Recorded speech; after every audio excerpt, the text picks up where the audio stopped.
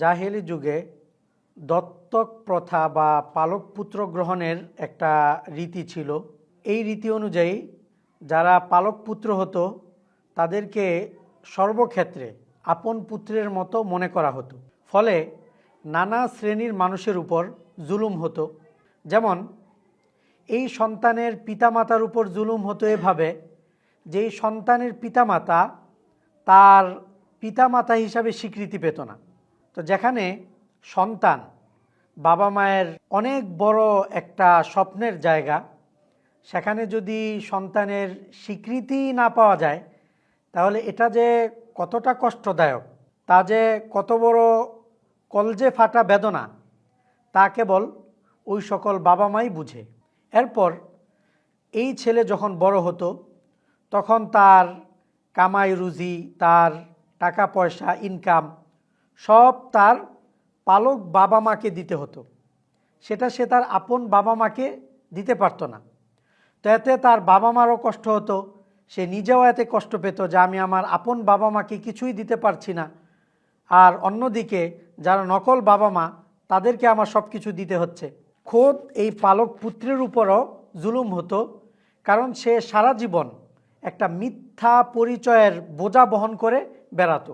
যারা তার প্রকৃত পিতামাতা না তাদেরকে তার প্রকৃত পিতামাতা হিসাবে স্বীকার করতে হতো, নিজের সব কিছু তাদেরকে দিতে হতো, নিজের প্রকৃত পিতামাতার পরিচয় সে দিতে পারত না।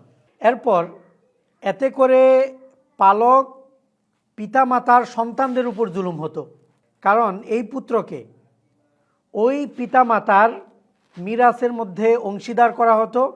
ফলে নিজ পুত্রের মতো পালক পুত্রও মিরাস পেত। এতে করে আপন সন্তানদের উপর জুলুম হতো। তো এইভাবে নানা শ্রেণীর উপর এই প্রথার কারণে জুলুম অবিচার হচ্ছিল।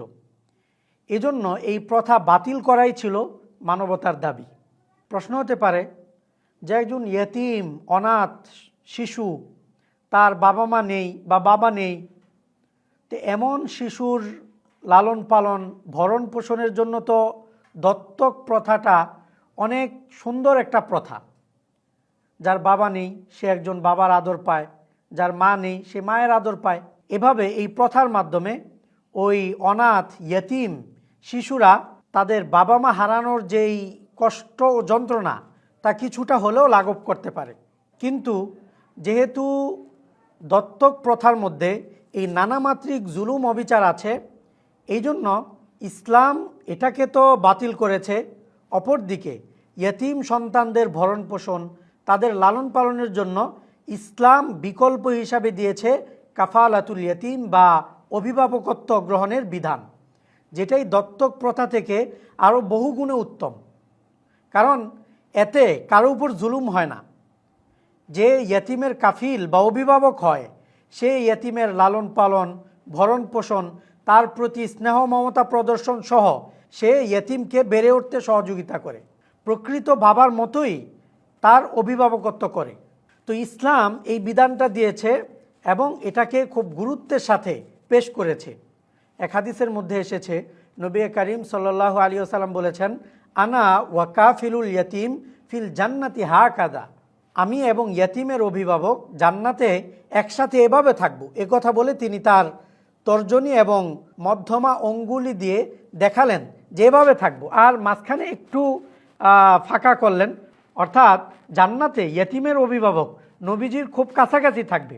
তো এটা কত বড় মর্যাদার যে জান্নাতে নবীজির কাছাকাছি থাকবে যদি কেউ ইয়তিমের অভিভাবক হয়।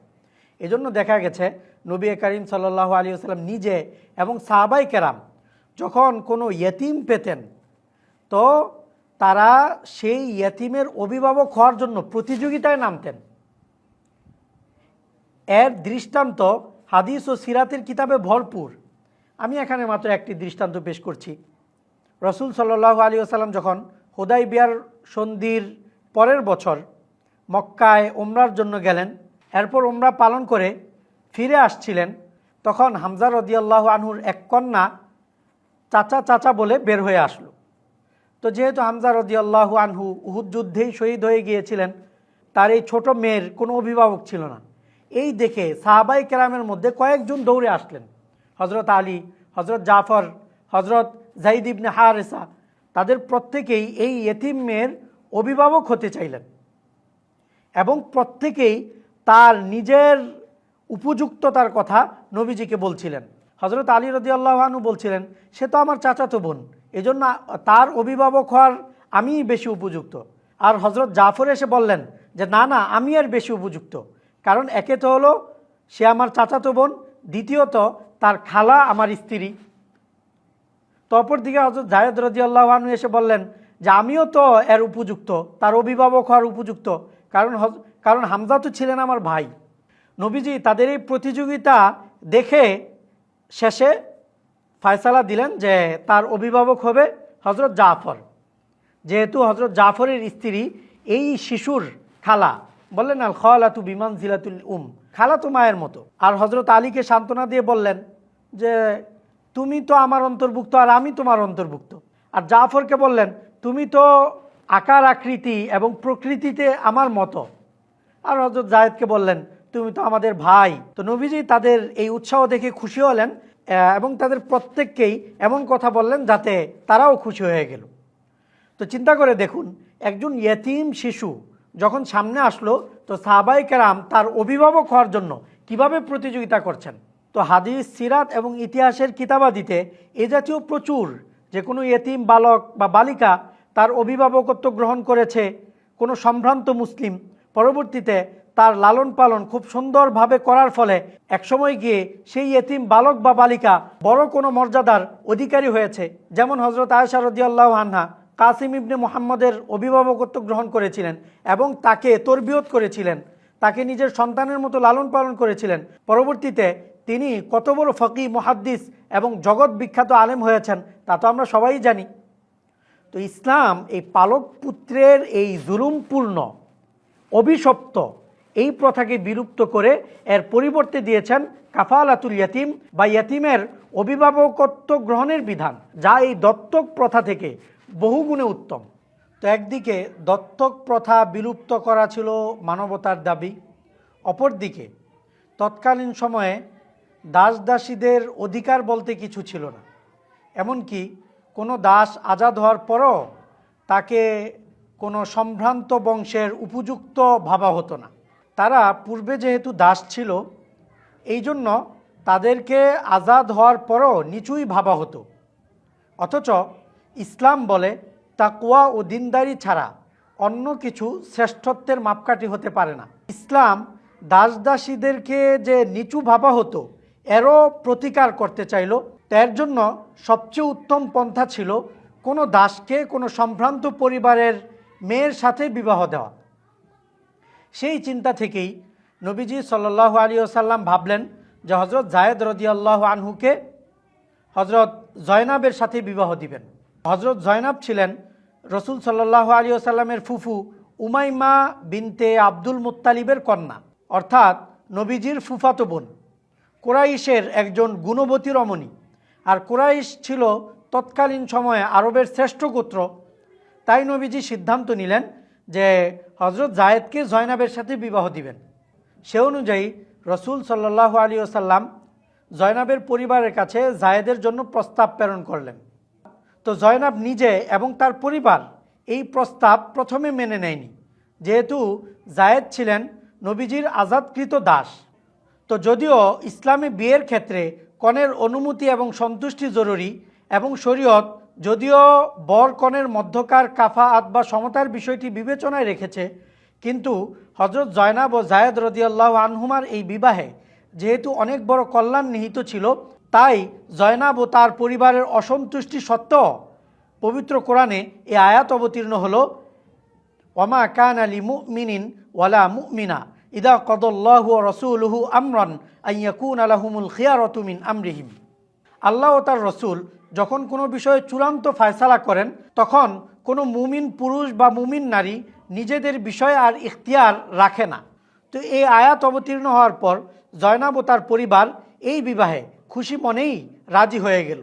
তো যেহেতু তারা ছিলেন সাহাবী, আর সাহাবায়ে কেরাম ইসলামের ছোট ছোট ক্ষুদ্র ক্ষুদ্র বিষয় রক্ষার জন্য যেই ত্যাগ ও কুরবানি, যে নজরানা পেশ করেছেন, পৃথিবীর ইতিহাসের নজির মেলা ভার।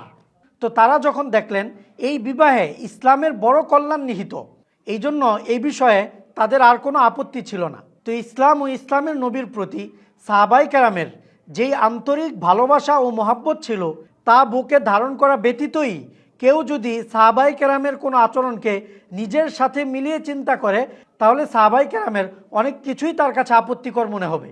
তো এই জন্য সাহাবায়ে কেরামের বিষয়গুলোকে যথাযথভাবে বোঝার জন্য তাদের সিরাত জানতে হবে, ইসলামের প্রতি তাদের যেই ত্যাগ ও কুরবানি সেই ইতিহাস জানতে হবে, ইসলামের নবীর প্রতি ইসলামের প্রতি তাদের যেই সীমাহীন ভালোবাসা ও মোহাব্বত সেটা জানতে হবে। নবীজির একটা ইশারায় সাহাবায়ে কেরাম নিজেদের জান পর্যন্ত দিয়ে দিতে কুণ্ঠাবোধ করতেন না। তো সেখানে জয়নাব ও তার পরিবারের এই কুরবানি সেটা তাদের কাছে কোনো ব্যাপারই ছিল না, এজন্য তাদের কোনো আপত্তি ছিল না। তো হজরত জয়নাব এবং তার পরিবারের ইসলামের প্রতি যে আবেগ ও ভালোবাসা, যেই মোহাব্বত ও হৃদ্যতা ছিল তা না বুঝেই, তা নিজের মধ্যে ধারণ না করেই কেউ যদি জয়নাব এবং তার পরিবারের এই বিষয়টিকে শুধুমাত্র নিজের সাথে মিলিয়ে চিন্তা করে তাহলে তো তার কাছে এই বিষয়টি আপত্তিকর মনে হতেই পারে। কিন্তু যদি এই সংশ্লিষ্ট যাবতীয় সব কিছুকে সামনে রেখে এই বিষয়টি নিয়ে চিন্তা করা হয় তাহলে এতে আপত্তির কিছু নেই। আর যেখানে হযরত জয়নাব এবং তার পরিবার এই বিবাহ স্বতঃস্ফূর্তভাবে মেনে নিয়েছেন এবং তারা এই বিবাহে কোনো আপত্তি করেননি, সেখানে অন্যদের আপত্তি করার তো কোনো যৌক্তিকতাই নেই। তো যাই হোক, এই আয়াত অবতীর্ণ হওয়ার পর হযরত জয়নাব এবং তার পরিবার এই বিষয়টি মেনে নিলেন। তখন হযরত জায়েদের সাথে হযরত জয়নাবের বিবাহ সম্পন্ন হয়ে গেল। শত হলেও হযরত জায়েদ যেহেতু পূর্বে দাস ছিলেন এই জন্য হযরত জয়নাব তার প্রতি সহজ হতে পারছিলেন না। ফলে বিবাহের পর থেকেই তাদের মধ্যে মনোমালিন্য লেগেই থাকতো, তারা দাম্পত্যের মাধুর্য উপভোগ করতে পারছিলেন না। তো এই জন্য হযরত জায়েদ এসে নবীজির কাছে হযরত জয়নাবের ব্যাপারে শেকায়াত করতে থাকলেন এবং তাকে তালাক দেওয়ার পরামর্শ চাইলেন। কিন্তু নবীজি হযরত জায়েদকে তা থেকে বারণ করছিলেন। অপরদিকে দত্তক প্রথা বা পালক পুত্র গ্রহণের জুলুমপূর্ণ প্রথাটি বিলুপ্ত করা যেহেতু আল্লাহ তাআলার ইচ্ছা ছিল, এই জন্য আল্লাহ তাআলা নবীজিকে জানিয়ে দিলেন যে জায়েদ একসময় জয়নাবকে তালাক দিবে এবং জয়নাবকে নবীজির বিবাহ করতে হবে। কিন্তু যেহেতু তা অন্যদেরকে জানানোর নির্দেশ নবীজির প্রতি ছিল না, তো এই জন্য নবীজি এই বিষয়টি অন্যদেরকে জানাননি, বরং নিজের মনের মধ্যেই রাখছিলেন আর হযরত জায়েদকে বুঝাচ্ছিলেন এবং জয়নাবকে যাতে তালাক না দেয় এই বিষয়ে বলছিলেন। এক পর্যায়ে যখন তাদের মধ্যে কোনোভাবেই সম্পর্ক আর স্বাভাবিক হচ্ছিল না, তখন হযরত জায়েদ হযরত জয়নাবকে তালাক দিয়ে দিলেন। আর আল্লাহর পক্ষ থেকে নির্দেশ ছিল নবীজি যাতে হযরত জয়নাবকে বিবাহ করেন। কিন্তু নবীজি এতে কিছুটা সংকোচ বোধ করছিলেন। নবীজি ভাবছিলেন যে এতে করে তো কাফের মুশরিক ও মুনাফিকরা নবীজির বিরুদ্ধে অপপ্রচারের সুযোগ পাবে। তাই নবীজি এই আদেশ বাস্তবায়নের জন্য কিছুটা বিলম্ব করছিলেন। তখনই আল্লাহ তাআলার পক্ষ থেকে এই আয়াত অবতীর্ণ হলো, ওয়াইদ তাকুলু লিল্লাযী আনআমাল্লাহু আলাইহি ওয়া আনআমতা আলাইহি আমসিক আলাইকা যাওজাক ওয়াত্তাকিল্লাহ ওয়া তুখফি ফি নাফসিকা মাল্লাহু মুবদিহি ওয়া তাখশান নাস ওয়াল্লাহু আহাক্কু আন তাখশা। যখন আপনি যার প্রতি আল্লাহ অনুগ্রহ করেছেন এবং আপনিও অনুগ্রহ করেছেন তাকে বলছিলেন তুমি তোমার স্ত্রীকে নিজের কাছে রেখে দাও এবং আল্লাহকে ভয় করো, আর আপনি নিজ অন্তরে এমন একটি বিষয় গোপন করছিলেন যা আল্লাহ প্রকাশ করার ছিলেন এবং আপনি মানুষকে ভয় করছিলেন, বস্তুত আল্লাহই এর উপযুক্ত যে আপনি তাকে ভয় করবেন। অর্থাৎ নবীজি তার মনের মধ্যে এই বিষয়টি গোপন রাখছিলেন যে একসময় নবীজির সাথে হযরত জয়নাবের বিবাহ হবে, আর জায়েদকে বলছিলেন তুমি তাকে তালাক দিও না, বরং নিজের কাছে রেখে দাও। আর নবীজি ভয় পাচ্ছিলেন যে যদি নবীজির সাথে জয়নাবের বিবাহ হয় তাহলে ইসলাম বিরোধীরা এটিকে একটি অপপ্রচারের মাধ্যম বানাবে। তো এই জন্য আল্লাহ এই বিষয়টি জানানো সত্ত্বেও নবীজি তা প্রকাশ করছিলেন না। তো এই জন্য আল্লাহ এই আয়াত অবতীর্ণ করে নবীজিকে কিছুটা তিরস্কার করলেন। তো এখানে নবীজি তার মনের মধ্যে যা গোপন রাখছিলেন এর অর্থ হলো আল্লাহ যা তাকে জানিয়ে দিয়েছিলেন সেটা, যে একসময় জয়নাব তার স্ত্রী হবে। এটাই এই আয়াতের সহি ব্যাখ্যা। আল্লামা কুরতুবী রহমতুল্লাহি আলাইহি এই ব্যাখ্যা উল্লেখ করে বলেন, ওয়াহুয়াল্লাযী আলাইহি আহলুত তাহকীক মিনাল মুফাসসিরিন ওয়াল উলামাইর রাসিখিন। আর নির্ভরযোগ্য মুফাসসিরগণ ও পরিপক্ক জ্ঞানের অধিকারী ওলামায়ে কেরাম এই মতই পোষণ করেন। আর এই আয়াতের যে এটাই ব্যাখ্যা, অন্য কোনো ব্যাখ্যা এখানে গ্রহণযোগ্য না, এই বিষয়টি নিয়ে বিস্তারিত আলোচনা করেছেন হাফেজ ইবনে হাজার রহমতুল্লাহ আলী তার ফাথুল বারীতে এবং ইবনুল আরবি তার আহকামুল কোরআন গ্রন্থে। আগ্রহী দর্শক চাইলে তা দেখে নিতে পারেন। তো এই আয়াতটি যখন অবতীর্ণ হলো, তো নবীজির কাছে এটি অত্যন্ত চাপের মনে হলো। নবীজি যদি কোনো আয়াত গোপন করতেন তাহলে এই আয়াতটি গোপন করতেন। এই আয়াতটি ছিল নবীজির জন্য এতটা চাপের, কারণ এই আয়াতে আল্লাহ নবীজিকে তিরস্কার করেছেন, অথচ ইসলাম বিদ্বেষীরা বলছে যে এই আয়াত নাকি নবীজি নিজে তৈরি করেছেন। আসলে কারো যদি কমন সেন্স বা সাধারণ বিবেক বুদ্ধি না থাকে তাহলে তো তার ব্যাপারে কিছু বলার নেই।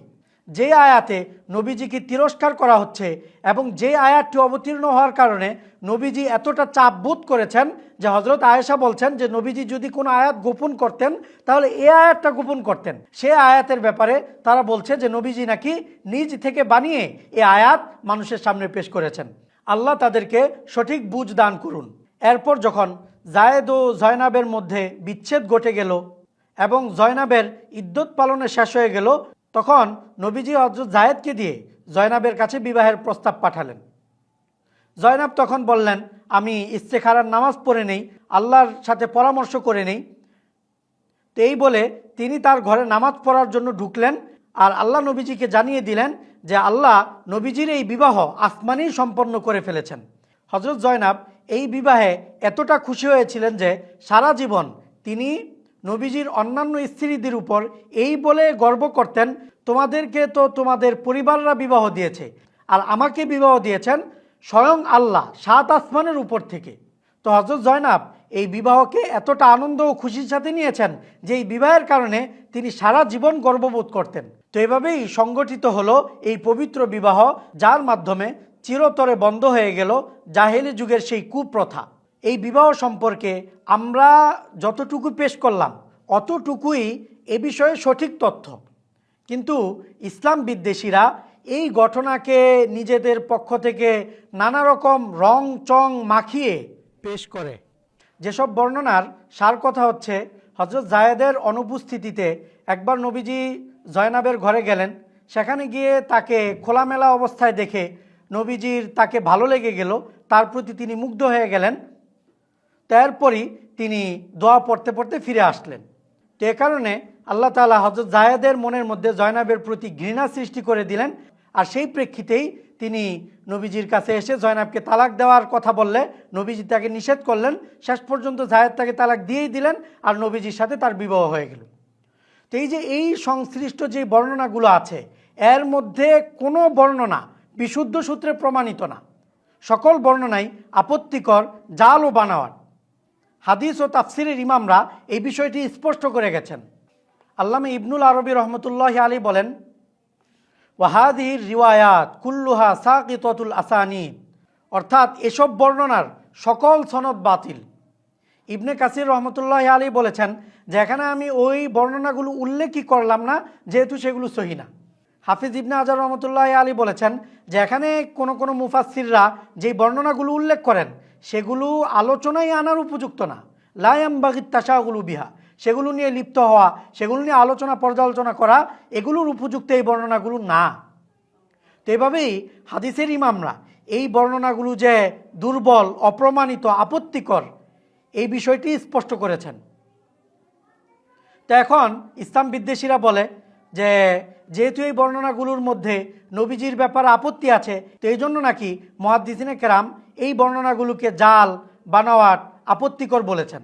তো আসলে হাদিস শাস্ত্র সম্পর্কে তাদের যদি ন্যূনতম আইডিয়াও থাকতো, তারা যদি জানতো যে মুহাদ্দিসিনে কেরাম কিভাবে হাদিসের হুকুম দেন, কিভাবে রাবীদেরকে যাচাই বাছাই করেন, তাহলে এমন হাস্যকর কথা বলার সাহসই তারা পেত না।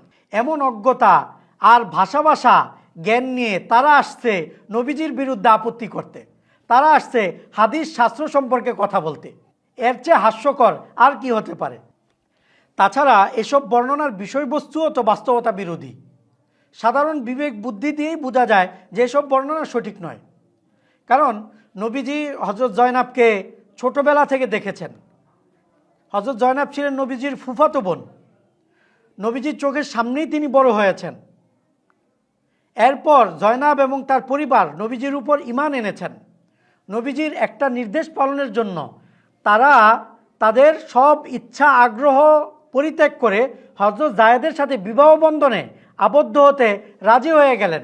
তো সেখানে হযরত জয়নাবের প্রতি যদি নবীজির কোনো ভালো লাগা কাজ করত, তাহলে নবীজি তো নিজেই তাকে বিবাহ করতেন, এবং নবীজি যদি তাকে প্রস্তাব দিতেন তাহলে তার পরিবার সেটা সর্বোচ্চ আনন্দের সাথে গ্রহণ করত। কারণ নবীজি তো ছিলেন মদিনার সর্দার, রাষ্ট্রপ্রধান, কুরাইশ গোত্রের শ্রেষ্ঠতম ব্যক্তি, বিবাহের জন্য ঈর্ষণীয় পাত্র। তো নবীজি তাকে সারা জীবন দেখলেন, তখন ভালো লাগা তৈরি হলো না। এরপর তার যখন বিবাহ হয়ে গেল, তার যখন স্বামী হলো, তখন গিয়ে তাকে একদিন দেখলেন আর তাকে ভালো লেগে গেল, এ কেমন কথা? এটা তো সম্পূর্ণ বাস্তবতা বিরোধী কথা। এসব বর্ণনার শুধুমাত্র সনদই অগ্রহণযোগ্য না, বরং এসব বর্ণনার বিষয়বস্তুও যে বাস্তবতা বিরোধী, এ বিষয়টিও মুহাদ্দিসিনে কেরাম স্পষ্ট করেছেন। এ বিষয় সম্পর্কে বিস্তারিত জানার জন্য দেখা যেতে পারে ইবনুল আরবি কৃত আহকামুল কোরআন, ইবনুল কাইয়িম কৃত জাদুল মাআদ, ইবনুল মুলাক্কিন কৃত আল বাদরুল মুনির, হাফিজ ইবনে হাজার কৃত ফাথুল বারি, মোহাম্মদ ইবনে ইউসুফ সলেহি কৃত সুবুলুল হুদা ওয়ার রশাদ, জুরকানি কৃত শরহুল মাওয়াহিবিল লাদুন্নিয়া ইত্যাদি গ্রন্থাবলী। এমনকি নবীজি জয়নাবের প্রতি ভালো লাগার ভিত্তিতে তাকে বিবাহ করেছেন, এই কথাটা যে অবাস্তব, সম্পূর্ণ বানাওয়াট, তা প্রাচ্যবিদদেরও অনেকে স্বীকার করেছেন। প্রাচ্যবিদদের মধ্যে অধিকাংশের টার্গেটই হলো ইসলামের উপর কোনো না কোনোভাবে আপত্তি উত্থাপন করা। সেখানে এই ঘটনা যে অবাস্তব, বানাওয়াট, একথা খোদ প্রাচ্যবিদরাও স্বীকার করছে। যেমন একদল প্রাচ্যবিদের তৈরিকৃত ইনসাইক্লোপিডিয়া, যা আরবিতে দায়রাতুল মাআরিফিল ইসলামিয়া নামে অনুবাদ হয়েছে, সেই ইনসাইক্লোপিডিয়ায় তারা যা লিখেছে এর সারমর্ম হলো, এটা মিশনারিদের খায়েশাত এবং ইসলামের প্রতি তাদের কদিম বিদ্বেষ। ক্রুসেড যুদ্ধের পর থেকেই তারা এই বিদ্বেষ হৃদয়ে লালন করছে, আর বর্তমানে তা লেখায় বহিঃপ্রকাশ ঘটাচ্ছে। সেই লক্ষ্যে তারা বেছে নিয়েছে নবীজির বৈবাহিক জীবনকে এবং বিশেষভাবে জয়নাবের বিবাহকে ঘিরে ইতিহাসের উপর নগ্ন হামলা তারা চালিয়েছে। বিখ্যাত প্রাচ্যবিদ মন্টগমেরি, যিনি 2006 খ্রিস্টাব্দে ইন্তেকাল করেছেন, তার বিখ্যাত গ্রন্থ মুহাম্মদ এট মদিনা, এই গ্রন্থে তিনি নবীজি সম্পর্কে নানা রকম মিথ্যাচার করেছেন। তা সত্ত্বেও তিনি জয়নাবের সাথে নবীজির বিবাহের প্রকৃত বিষয়টি স্বীকার করেছেন। নবীজি যে ভালো লাগা বা ভালোবাসার ভিত্তিতে এই বিবাহ করেননি, এ বিষয়টি তিনি সুস্পষ্টভাবে বলেছেন। তিনি বলেন, এ কথা খুব বেশি অতিরঞ্জন নয় যে মুহাম্মদের প্রত্যেকটি বিবাহেরই কিছু রাজনৈতিক উদ্দেশ্য ছিল। তাই এই ধারণা প্রবল যে মুহাম্মদ কখনোই জয়নাব বিনতে জাহাসের ক্ষেত্রে আবেগ দ্বারা প্রভাবিত হননি। তবে তিনি এই বিবাহে প্রচুর রাজনৈতিক ফায়দা দেখতে পেয়েছিলেন। মুহাম্মদ জয়নাবের দৈহিক সৌন্দর্যে পাগল হয়ে পড়বে, এটা আসলেই অসম্ভব। কিন্তু অত্যন্ত আফসোসের বিষয়, এই আপত্তিকর ও বানাওয়াট বর্ণনাগুলো সামনে নিয়েই ইসলাম বিদ্বেষীরা নিজেদের পক্ষ থেকে আরও নানা কথা যোগ করে নবীজির চরিত্রে কালিমা লেপন করতে চায়। তো আসলে তারা যদি এখানে ইনসাফের পরিচয় দিত, তাহলে তারা এই বিবাহে আপত্তিকর কিছুই দেখত না। কিন্তু তাদের উদ্দেশ্যই যেহেতু নবীজির ব্যাপারে আপত্তি করা, নবীজির চরিত্রে কালিমা লেপন করে মুসলমানদেরকে কষ্ট দেওয়া, এই জন্য তারা এই জাল বানাওয়াট আপত্তিকর বর্ণনাগুলোকে সামনে নিয়ে নিজেদের পক্ষ থেকে আরও নানা রকম মন গড়া কথাবার্তা বলে বিষয়টিকে আরও বাড়িয়ে চাড়িয়ে এর মধ্যে আরও রং রস মিশিয়ে বিষয়টি পেশ করে, যা কখনোই কোনো ইনসাফ প্রিয়, বিবেক সম্পন্ন মানুষের কাজ হতে পারে না।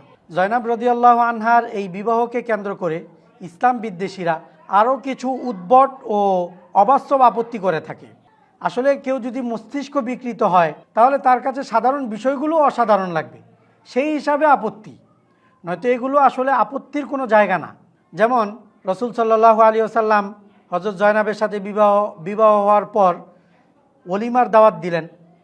তো হযরত আনাস রাদিয়াল্লাহু আনহু যাচ্ছিলেন, এক এক দল করে ডেকে নিয়ে আসছিলেন, তারা খেয়ে চলে যাচ্ছিল, আরেক দল আসছিলেন, এভাবে ওলিমার দাওয়াত চলছিল।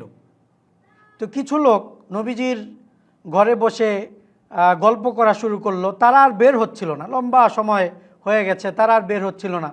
এর মধ্যে নবীজি তার অন্যান্য স্ত্রীদের সাথেও দেখা সাক্ষাৎ করে আসলেন। তো এরপরেও দেখলেন যে ওই লোকগুলো বের হচ্ছে না। তো এটা নবীজির জন্য একটু কষ্টের কারণ হলো। তিনি চাপ বোধ করছিলেন যে খাওয়া দাওয়া শেষ, সবাই চলে গেছে, নবীজিও অন্যান্য কাজ সেরে অন্যান্য স্ত্রীদের সাথে দেখা সাক্ষাৎ করে চলে এসেছেন, এখনও তারা যাচ্ছে না। তো নবীজি এই বিষয়ে কিছুটা চাপ বোধ করলেন। আবার নবীজি অতিশয় লাজুক থাকার কারণে তাদেরকে বের হয়ে যাওয়ার কথা বলতেও পারছিলেন না। তো এই জন্য আল্লাহ তাআলা পবিত্র কোরআনে আয়াত অবতীর্ণ করলেন, হে মুমিনরা, তোমরা নবীর ঘরসমূহে প্রবেশ করো না। অবশ্য যদি তোমাদেরকে খাবারের অনুমতি দেওয়া হয় তাহলে খাবারের অপেক্ষা না করে তোমরা প্রবেশ করো। আর যখন তোমাদেরকে ডাকা হবে তখন তোমরা প্রবেশ করো এবং খাবার শেষ হলে চলে যাও, আর কথাবার্তায় লিপ্ত হয় না, কারণ তা নবীকে কষ্ট দেয় আর তিনি তা তোমাদেরকে বলতে সংকোচ বোধ করেন, কিন্তু আল্লাহ সত্য প্রকাশে সংকোচ বোধ করেন না। তো এই আয়াতের মাধ্যমে আল্লাহ তাআলা মুমিনদেরকে একটি আদব শিক্ষা দিলেন, শুধুমাত্র নবীজির ঘরেই না বরং অন্যান্য জায়গায়ও, যাতে মুমিনরা এটা খেয়াল করে যে খাবার দাবার শেষ হলে সেখানে অপ্রয়োজনে দেরি না করে বসে গল্পগুজবে লিপ্ত না হয়ে যায়, যাতে করে মেজবানের কষ্ট হয়, এমন কিছু না করে। এই আদবটা আল্লাহ তাআলা এই আয়াতের মাধ্যমে মুমিনদেরকে শিক্ষা দিলেন। কিন্তু ইসলাম বিদ্বেষীরা তাদের ইসলামোফোবিয়ার কারণে এই সুন্দর বিষয়টিকেও আপত্তিকর মনে করছে। তারা তাদের ভাষায় অত্যন্ত অশ্লীলতার সাথে একটা কথা বলে, যার মর্ম হলো নবীজি হযরত জয়নাব রাদিয়াল্লাহু আনহার সাথে দ্রুত সাক্ষাৎ করার জন্য এই আয়াত বানিয়ে দিলেন। অর্থাৎ ওলিমার আয়োজন শেষ করার পর কিছু লোক বসে গল্প করছিল, তাতে নবীজি ধৈর্য হারা হয়ে যাচ্ছিলেন, এজন্য তাদেরকে দ্রুত বের করার জন্য এই আয়াত বানিয়ে ফেলেছেন। তো আসলে তাদের কমন সেন্সের সমস্যা, সাধারণ বিষয়গুলো তারা বুঝে না। কারণ আল্লাহ অনেক আগেই নবীজিকে জানিয়ে দিয়েছিলেন যে জয়নাবের সাথে তার বিবাহ হবে। এরপর নবীজি হযরত জায়েদের সাথে তার বিচ্ছেদ ঘটার পূর্বে তা কাউকে জানাননি। জায়েদের সাথে বিচ্ছেদ হলো, ইদ্যত পালন শেষ হলো, যা সহিহ মুসলিমে সুস্পষ্টভাবে বর্ণিত হয়েছে।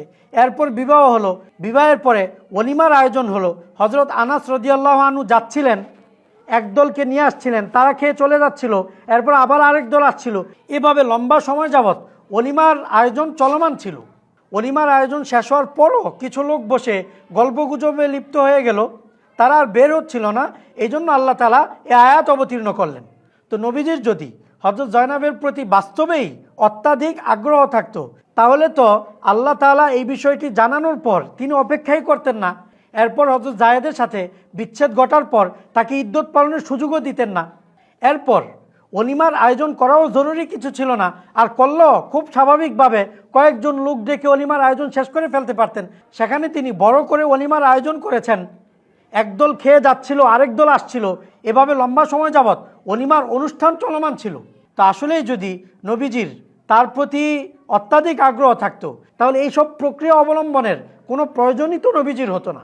নবীজি তো সারে ছিলেন, শরীয়ত প্রণেতা ছিলেন, চাইলেই এখানে তার ক্ষেত্রে ইদ্যতের বিধান বাতিল করে দিতে পারতেন, কিন্তু ওই রকম তো কিছুই করলেন না। ইদ্যত শেষ হলো, ওলিমার আয়োজন করলেন। এরপর ওলিমার আয়োজন শেষ হওয়ার পরও যখন কিছু লোক বসে গল্প করছিল এবং লম্বা সময় যাবৎ তারা গল্প করছিল, বের হচ্ছিল না, তো এটা তো যে কোনো মেজবানের জন্যই কষ্টকর। তো সেই হিসাবে এটা নবীজির জন্য কষ্টকর হলো। তো এখান থেকে এই কথা কিভাবে বোঝা গেল যে হযরত জয়নাবের প্রতি তিনি অত্যাধিক আগ্রহী ছিলেন, যার কারণে তিনি এই আয়াত পেশ করেছেন। আঞ্চলিক একটা প্রবাদ আছে, যার মনে জিয়ান লাভ দিয়ে ওঠে হিয়ান। তো আসলে তারা যে নানা রকম অশ্লীলতা নিজেদের ভিতরে ধারণ করে, এটারই একটা প্রকাশ হলো এই জাতীয় আপত্তি। হযরত জয়নাবের সাথে নবীজির বিবাহের মাধ্যমে যখন দত্তক প্রথা বাতিল হয়ে গেল আর সাহাবাই কেরামও তা মেনে নিলেন, তখন একটি ঘটনা ঘটল। সেটি হলো আবু হুজাইফা রাদিয়াল্লাহু আনহুর একজন পালক সন্তান ছিল সালেম নামে, যিনি অনেক বড় একজন কারি ছিলেন। তো তিনি তার স্ত্রী সাহলার কাছে আসা যাওয়া করার কারণে আবু হুজাইফা এটি অপছন্দ করছিলেন, কারণ পালক পুত্রের প্রথা যখন বাতিল হয়ে গেল তখন সেই পালক পুত্রের সাথেও পর্দা করা আবশ্যক হয়ে পড়ল। কিন্তু তা সত্ত্বেও সালেম যেহেতু ছোটবেলা থেকেই তাদের ঘরে বড় হয়েছেন, আর তিনি আবু হুজাইফার স্ত্রী সাহলার কাছে আসা যাওয়া করতেন, তো এটা আবু হুজাইফা অপছন্দ করতে লাগলেন। সাহলা যখন বিষয়টি নবীজিকে জানালেন, তখন নবীজি এই পরিস্থিতিতে, এই প্রেক্ষাপটে তাদের এই বিশেষ সমস্যার কারণে এখানে একটি ভিন্ন বিধান দিলেন। সাহলাকে বললেন যে তুমি সালেমকে দুধ পান করিয়ে দাও। তখন সাহলা অবাক হয়ে বলল যে আমি সালেমকে কিভাবে দুধ পান করাবো, সে তো বড় হয়ে গেছে, আর দুধ পান তো ছোটদেরকে করানো যায়। অর্থাৎ সাহলা ভাবছিলেন বড়দেরকে দুধ পান করালে তো আর দুধ সম্পর্ক হয় না, দুধ সম্পর্ক হওয়ার জন্য তো ছোটোবেলায় দুধ পান করাতে হয়। তো যদি আমি সালেমকে এই অবস্থায় দুধ পান করাই তাহলে তো দুধ সম্পর্ক কায়েম হবে না।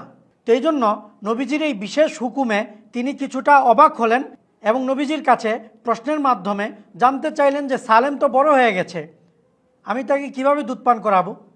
তো নবীজি তার এই কথা শুনে হেসে ফেললেন, বললেন যে ঠিক আছে, সে তো বড়, এটা আমি জানি, তারপরও তাকে দুধ পান করিয়ে দাও। তো সাহলা বিষয়টি বুঝলেন যে বিশেষ প্রেক্ষিতে, বিশেষ কারণে এখানে নবীজি এই বিধান তাকে দিয়েছেন। তো এটা তিনি বুঝে চলে গেলেন, সালেমকে দুধ পান করিয়ে দিলেন। আর তখন থেকে আবু হুজাইফাও এই বিষয়টিকে আর অপছন্দ করলেন না। এই ঘটনা নিয়ে কেউ যদি স্বাভাবিকভাবে চিন্তা করে, তার কমন সেন্স দিয়ে বিষয়টি ভাবে, তাহলে সে এখানে আপত্তিকর কিছুই খুঁজে পাবে না। কিন্তু ইসলাম বিদ্বেষীরা তাদের নিজেদের ধারণা, নিজেদের তৈরি করা কনসেপ্ট অনুযায়ী এই বিষয়টিকে এভাবে নিচ্ছে যে নবীজি কিভাবে এমন একটা অযৌক্তিক বিধান সাহলাকে দিলেন, এত বড় একজন মানুষকে সে কিভাবে দুধ পান করাবে। অর্থাৎ তারা এই বিষয়টিকে এভাবে পেশ করছে যে নবীজি সাহলাকে বলেছেন যে সালেমকে যাতে করে তিনি তার স্তন থেকে দুধ পান করান, অথচ এখানে ঘটনাটা এমন না। বিষয়টি হলো সাহলা তার দুধ একটি পাত্রে নিয়ে সালেমকে পান করাবেন, আর এতে করে যদিও স্বাভাবিক অবস্থায় মাতৃত্ব সাব্যস্ত হয় না, কিন্তু এখানে বিশেষ কারণে নবীজি তাকে এই অনুমতি দিয়েছিলেন। এখানে তিনি সালেমকে সরাসরি দুধ পান করাবেন এই কথা তো হাদিসে নাই। বড়দেরকে দুধ পান করালে কিভাবে দুধ পান করাবে এটা নিয়েও ওলামায়ে কেরাম আলোচনা করেছেন। এই হাদিসের ব্যাখ্যা করতে গিয়ে ওলামায়ে কেরাম এই আলোচনাটা করেছেন। বিখ্যাত ফকি ইবনু আব্দুল বার রহমতুল্লাহ আলী বলেন, ওয়া আম্মা আনতুল কিমাহুল মারআ সাদিয়াহা কামা তাসনাউ বিতিফলি ফালা লিয়ান্না যালিক লা ইয়ামবাগি ইনদা আহলিল ইলম।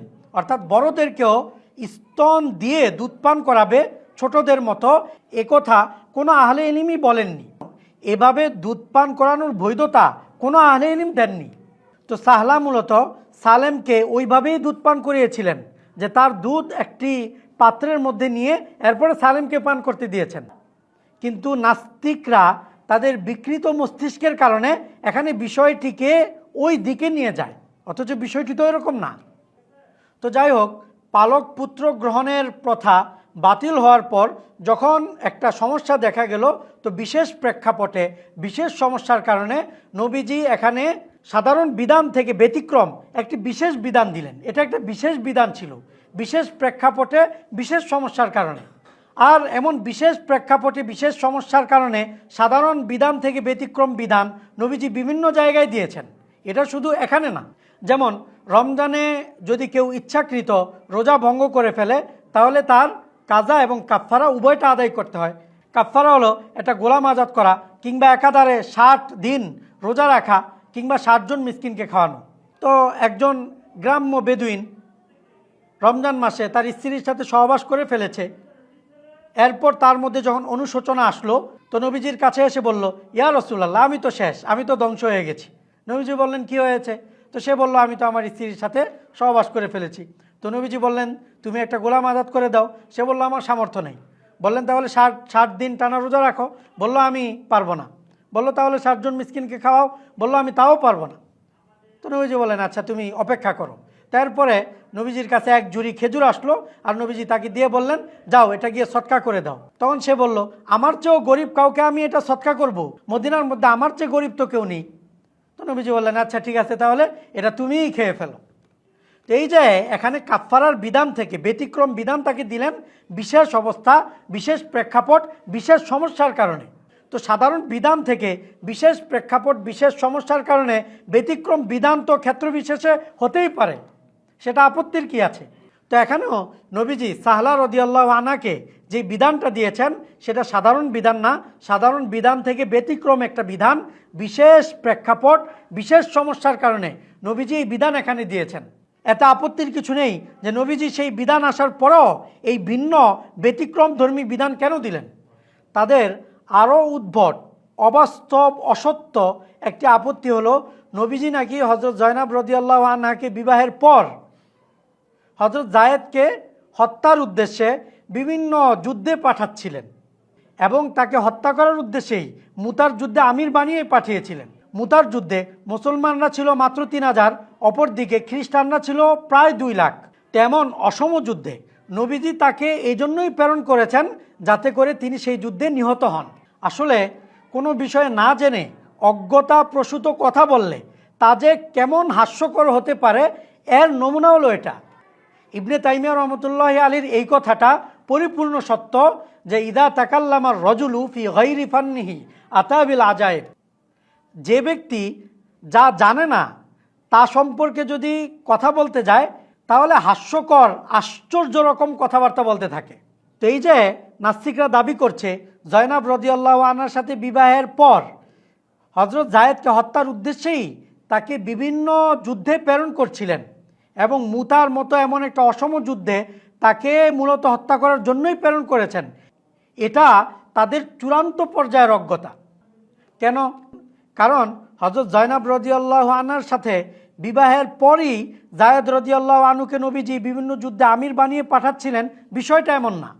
বরং পূর্ব থেকেই হজরত জায়েদের মধ্যে নেতৃত্ব গুণ থাকার কারণে তাকে বিভিন্ন যুদ্ধে আমির বানিয়ে পাঠিয়েছিলেন। তার মধ্যে যে নেতৃত্ব গুণ ছিল তা খোদ নবীজি নিজেই বলেছেন। এক যুদ্ধে তার সন্তান হজরত উসামা রাদিয়াল্লাহু আনহুকে নবীজি যখন আমির বানালেন, তো কেউ কেউ এই বিষয়ে আপত্তি করলে নবীজি বললেন, তোমরা তার ব্যাপারে আপত্তি করছো অথচ সে আমির হওয়ার উপযুক্ত, আর তোমরা তো তার বাবার ব্যাপারেও আপত্তি করেছিলে অথচ তার বাবাও আমির হওয়ার উপযুক্ত ছিল। সে এবং তার বাবা উভয়ই আমার সবচেয়ে প্রিয় ব্যক্তিদের একজন এবং তারা আমির হওয়ার উপযুক্ত। তো এই জন্যই নবীজি হজরত জায়েদকে বিভিন্ন যুদ্ধে আমির বানিয়ে পাঠাচ্ছিলেন।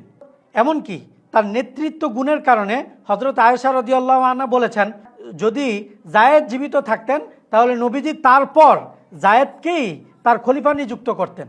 তো এই নেতৃত্ব গুণ তার মধ্যে থাকার কারণে নবীজি এই বিবাহের আগে থেকেই তাকে বিভিন্ন যুদ্ধে আমির বানিয়ে প্রেরণ করেছিলেন। যেমন 3য় হিজরিতে কুরাইশদের বিরাট এক কাফেলাকে আক্রমণ করার জন্য নবীজি হজরত জায়েদ রাদিয়াল্লাহু আনহুর নেতৃত্বে একটি বাহিনী প্রেরণ করেছিলেন। হজরত জায়েদ নাজদের কর্দা নামক স্থানে গিয়ে তাদের উপর আক্রমণ করলেন এবং সেই যুদ্ধে বিজয়ী হয়ে গনিমতের মাল নিয়ে ফিরে এসেছিলেন। আর এই নেতৃত্ব গুণের কারণেই নবীজি এই বিবাহের পূর্ব থেকেই তাকে বিভিন্ন যুদ্ধে আমির বানিয়ে প্রেরণ করছিলেন। এরপর যখন মুতার যুদ্ধ সংগঠিত হলো তখনও তার এই নেতৃত্ব গুণের কারণেই নবীজি তাকে আমির বানিয়েছেন। আর এই যুদ্ধ যে একটা অসম যুদ্ধ ছিল, এই যুদ্ধে যে মুসলমানদের প্রতিপক্ষ হিসাবে 2 লাখ সৈন্য ছিল, এটা মুসলমানরা বিলকুল জানতই না। মুতার যুদ্ধের প্রেক্ষাপট এবং বিস্তারিত সব জানা থাকলে এ জাতীয় উদ্ভট কথা তারা কিছুতেই বলতে পারতো না। তো এই যুদ্ধের প্রেক্ষাপট হলো সুলহে হুদাইবিয়ার মাধ্যমে যখন নবীজি মক্কার মুশরিকদের দিক থেকে নিরাপদ হয়ে গেলেন, তখন ইসলাম প্রচারের উদ্দেশ্যে বিভিন্ন রাজা বাদশাদের কাছে ইসলামের দাওয়াতনামা লিখে চিঠি প্রেরণ করছিলেন। সেই ধারাবাহিকতায় তিনি হারিস ইবনে উমাইর রাদিয়াল্লাহু আনহুকে বসরার গভর্নর শুরাহবিল ইবনে আমর আল গসসানির কাছে প্রেরণ করলেন। তো যখন শুরাহবিল ইবনে আমরের কাছে হজরত হারিস ইবনে উমাইর গেলেন, তো সে তখন আরবের তৎকালীন সাধারণ ভদ্রতা, সাধারণ রীতি রেওয়াজের বিরোধিতা করে নবীজির এই দূতকে হত্যা করে ফেলল। কোনো দূতকে হত্যা করা এটা জাহিলি যুগেও অনেক বড় অপরাধ মনে করা হতো, এটা ভদ্রতা ও সৌজন্যতা বিরোধী মনে করা হতো। তো নবীজি এতে অত্যন্ত মর্মাহত হলেন, সাহাবাই কেরামও ক্ষুব্ধ হলেন এবং নবীজি ভাবলেন যে তার একটা শিক্ষা হওয়া দরকার এবং ভবিষ্যতে যাতে কেউ এ জাতীয় অসৌজন্যতামূলক কোনো আচরণ করার দুঃসাহস না দেখাতে পারে এর ব্যবস্থা নেওয়া দরকার। তো এই জন্য নবীজি তার বিরুদ্ধে যুদ্ধ ঘোষণা করলেন। সেখানে সাহাবায়ে কেরাম স্বতঃস্ফূর্তভাবে অংশগ্রহণ করলেন। নবীজি হজরত জায়েদ রাদিয়াল্লাহু আনহুর নেতৃত্ব গুণের কারণে এই বাহিনীর আমির হজরত জায়েদ রাদিয়াল্লাহু আনহুকে বানালেন। আর বললেন যদি কোনো কারণে জায়েদ শহীদ হয়ে যায় তাহলে আমির হবে জাফর, আর যদি তিনিও শহীদ হন তাহলে আমির হবে আবদুল্লাহ ইবনে রওয়াহা। এরপর তারা মদিনা থেকে রওয়ানা হয়ে শামের কাছাকাছি একটি স্থান যেটিকে মান বলা হয় সেখানে অবতরণ করলেন। তখন তারা খবর পেলেন যে তাদের সাথে যুদ্ধ করার জন্য হিরাক্লিয়াস 1,00,000 সৈন্যবাহিনী নিয়ে অগ্রসর হচ্ছে, আর আরব মুশরিকদের থেকে আরও 1,00,000 সৈন্য তার সাথে যোগ হচ্ছে। এই মোট 2,00,000 সৈন্য মুসলমানদের বিরুদ্ধে যুদ্ধ করার জন্য এগিয়ে আসছে। তো সাহাবায়ে কেরাম এই খবর পেয়ে ভাবতে লাগলেন যে এখন কি করা যায়। কেউ কেউ বললেন যে আমরা নবীজিকে জানাই যাতে করে নবীজি আরও সৈন্যবাহিনী প্রেরণ করেন আমাদের সহযোগিতায়। আর কেউ কেউ বললেন যে না, আমরা সামনের দিকে অগ্রসর হই। সবশেষে হজরত জায়েদ রাদিয়াল্লাহু আনহু আবদুল্লাহ ইবনে রওয়াহাকে জিজ্ঞাসা করলেন যে কি করা যায়। আবদুল্লাহ ইবনে রওয়াহা বললেন যে আমরা তো কোনো শক্তি সামর্থ্য লোকবল দিয়ে যুদ্ধ করি না, আমরা আল্লাহর সাহায্যের দিকে তাকিয়ে যুদ্ধ করি, এই দ্বীনের জন্য যুদ্ধ করি। আমরা সামনে অগ্রসর হই, হয়তো আমাদের বিজয় হবে নয়তো শাহাদাত, দুইটাই আমাদের জন্য কল্যাণকর। তো আবদুল্লাহ ইবনে রওয়াহার এই ভাষণে সবাই খুব উদ্বুদ্ধ হলো এবং জায়েদ রাদিয়াল্লাহু আনহু ফয়সালা দিলেন যে আমরা সামনের দিকে অগ্রসর হব। যুদ্ধ শুরু হলো। একে একে হজরত জায়েদ, জাফর, আবদুল্লাহ ইবনে রওয়াহা সবাই শহীদ হয়ে গেলেন। নবীজি ওহির মাধ্যমে জানতে পেরে মদিনাবাসীদেরকে সেই সংবাদও জানালেন। শেষ পর্যন্ত এই যুদ্ধের নেতৃত্ব গেল হজরত খালেদ রাদিয়াল্লাহু আনহুর হাতে। তিনি অত্যন্ত কৌশলে এই যুদ্ধে তাদেরকে পরাজিত করে মুসলমানদেরকে নিয়ে মদিনায় বিজয়ী অবস্থায় ফিরে আসলেন। তো এই যে এই যুদ্ধের ইতিহাস, এটা ইসলামী ইতিহাস নিয়ে রচিত প্রায় সকল ইতিহাস গ্রন্থেই আছে। তো এই ইতিহাস পর্যালোচনা করলে দেখা যায় যখন মুসলমানরা মদিনা থেকে রওনা হচ্ছিল তখন মুসলমানরা জানতই না যে তাদের 2,00,000 সৈন্যের মোকাবেলা করতে হবে। দ্বিতীয় বিষয়, যদি নবীজি এই যুদ্ধের মাধ্যমে হজরত জায়েদ রাদিয়াল্লাহু আনহুকে হত্যা করতে চাইতেন তাহলে হজরত জায়েদের পরে কেন তিনি তার চাচাতো ভাই জাফর ইবনে আবি তালেবকে আমির বানালেন এবং তার ব্যাপারেও বললেন যদি জাফর শহীদ হয়ে যায় তাহলে আমির হবে আবদুল্লাহ ইবনে রওয়াহা, অর্থাৎ জাফর শহীদ হবে। অথচ জাফর নবীজির কাছে কতটা প্রিয় ছিল তা কম বেশি সবাই জানে। খাইবার বিজয়ের পর হজরত জাফর যখন হাবশা থেকে হিজরত করে আসলো তখন নবীজি তাকে চুম্বন করলেন এবং বললেন যে আমি জানি না আমি কি খাইবার বিজয়ে বেশি খুশি না জাফরের আগমনে বেশি খুশি। তো জাফরকে নবীজি এতটা ভালোবাসতেন।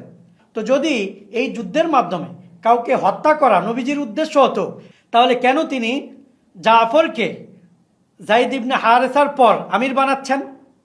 আচ্ছা, এরপর কথা হলো যদি নবীজি আগে থেকেই জানতেন এখানে 3,000 মুসলমানের সাথে লড়াই করার জন্য 2,00,000 সৈন্য অগ্রসর হচ্ছে এবং এখানে গেলে মুসলমানদের ধ্বংস নিশ্চিত, তার হাতে গড়া এমন 3,000 সাহাবীকে প্রাণ নাশের দিকে ঠেলে দিবেন, ধ্বংসের মুখে ঠেলে দিবেন, এটা কি চিন্তা করা যায়? এটা কি সাধারণ কোনো বিবেকবানও করবে? একজনকে হত্যা করার জন্য তার সব শক্তি সে শেষ করে ফেলবে। আর জায়েদ রাদিয়াল্লাহু আনহুকে যদি হত্যা করা নবীজির ইচ্ছা হতো তাহলে তাকে যুদ্ধে প্রেরণ করে হত্যা করতে হবে। এমনিতেই অন্য কোনো কারণে যদি তিনি হযরত জায়েদকে হত্যা করতেন কিংবা অন্য কোনো অঞ্চলে পাঠিয়ে দিতেন তাহলে কি সমস্যা ছিল? তো নবীজি হযরত জায়েদকে হত্যা করার জন্য নিজের হাতে গড়া 3,000 প্রশিক্ষিত সাহাবীকে ধ্বংসের মুখে ঠেলে দিবেন, তার অন্যতম প্রিয় ব্যক্তিত্ব হযরত জাফর ইবনে আবু তালেবকে সেখানে প্রেরণ করবেন, এগুলো কোনো বিবেকবান মেনে নিবে না। তাহলে প্রশ্ন হতে পারে যে নবীজি এই যুদ্ধের আয়োজন কেন করলেন? এটা আমরা আগেই বলেছি যে নবীজি এবং সাহাবায়ে কেরাম জানতেন না যে তাদের বিরুদ্ধে লড়াই করার জন্য 2,00,000 সৈন্য অগ্রসর হচ্ছে। বরং নবীজি তখন বসরার গভর্নরকে শিক্ষা দেওয়ার জন্য এবং অন্য কেউ যাতে করে নবীজির কোনো দূতকে হত্যা করার সাহস না পায় এই জন্য নবীজি এই বাহিনী প্রেরণ করেছিলেন এবং শুধুমাত্র দ্বীনি স্বার্থেই নবীজি এই বাহিনী প্রেরণ করেছিলেন। জাফর ইবনে আবু তালেবের মতো নবীজির এত প্রিয় ব্যক্তিরাও এখানে অংশ নিয়েছিল, নবীজি তাদেরকে পাঠিয়েছেন। যেহেতু এখানে স্বার্থ ছিল দ্বীনি স্বার্থ, এখানে অন্য কোনো বিষয় ছিল না। কিন্তু ইসলাম বিদ্বেষীরা এই যুদ্ধের প্রেক্ষাপট, এই যুদ্ধের বিস্তারিত বিবরণ, এই যুদ্ধের উদ্দেশ্য এগুলো না জেনে না বুঝেই কিংবা জেনে বুঝে নিজেদের স্বার্থ চরিতার্থ করার জন্য এ বিষয়ে এমন উদ্ভট ও অবাস্তব দাবি করে বসছে যে নবীজি নাকি এমন অসম যুদ্ধে হযরত জায়েদকে আমির বানিয়ে প্রেরণ করেছেন তাকে হত্যা করার জন্য। আসলে নবীজি হযরত জায়েদকে কতটা ভালোবাসতেন, হযরত জাফরকে কতটা ভালোবাসতেন, হযরত আবদুল্লাহ ইবনে রওয়াহাকে কতটা ভালোবাসতেন, এছাড়াও এই যুদ্ধে অংশগ্রহণ করা অন্যান্যদেরকেও কি পরিমাণ ভালোবাসতেন, এটা যদি তারা জানতো, বুঝতো এবং এ বিষয়ে কিছুটা পড়াশোনা করত, তাহলেও এমন অবাস্তব, হাস্যকর, অবান্তর, উদ্ভট, অযৌক্তিক দাবি তারা করতে পারত না। মোট কথা, নবীজি হযরত জয়নাব রাদিয়াল্লাহু আনহাকে বিবাহ করেছিলেন আল্লাহর নির্দেশে, বিরাট এক কল্যাণ সামনে রেখে। সেখানে নবীজির ব্যক্তিগত কোনো স্বার্থ ছিল না। যদি কেউ এই বিবাহের প্রেক্ষাপট এবং এর পূর্বাপর নিয়ে সাধারণ বিবেক দিয়েও চিন্তা করে, তাহলেও সে বুঝতে পারবে যে এখানে আসলে আপত্তির কিছুই নেই। নাস্তিকরা নবীজির সুমহান চরিত্রে কালিমা লেপনের জন্য কিছু আপত্তিকর ও বানোয়াট ঘটনা সামনে রেখে নিজেদের পক্ষ থেকে আরও বিভিন্ন বিষয় যোগ করে যেই ধারণা প্রতিষ্ঠিত করতে চায়, তা বাস্তবতা ও যুক্তি প্রমাণের নিরিখে কখনোই প্রতিষ্ঠিত করা সম্ভব নয়। আল্লাহ তাআলা আমাদেরকে সঠিক বুঝার তৌফিক দান করুন। আমিন। ওয়া আখিরু দাওয়ানা আনিল হামদুলিল্লাহি রাব্বিল আলামিন।